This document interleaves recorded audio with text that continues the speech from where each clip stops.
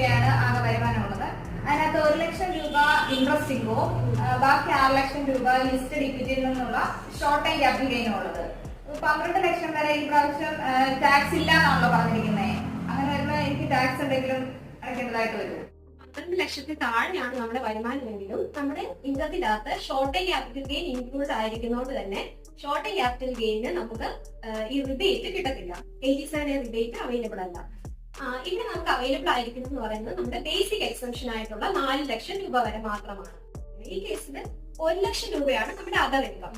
Exemption ആദ്യം നമുക്ക് apply ചെയ്യാൻ പറ്റുന്നത് നോർമൽ ഇൻകത്തിനാണ്. അതിന്റെ ബാക്കി മാത്രമാണ് നമുക്ക് short time capital gain apply ചെയ്യാൻ പറ്റുന്നത്. അതായത് 3 ലക്ഷം രൂപ മാത്രമേ നമുക്ക് short time capital gain apply ചെയ്യാൻ പറ്റൂ. അതിന്റെ ബാക്കി വരുന്ന 3 ലക്ഷം രൂപ, അതായത് ടോട്ടൽ 6 ലക്ഷത്തിൽ 3 ലക്ഷം രൂപ നമുക്ക് ബേസിക് എക്സംഷൻ ആയിട്ട് കുറയ്ക്കാം. ബാക്കി വരുന്ന 3 ലക്ഷം രൂപയ്ക്ക് 20% ടാക്സ് റേറ്റ് ആപ്ലിക്കബിൾ ആകുന്നതാണ്.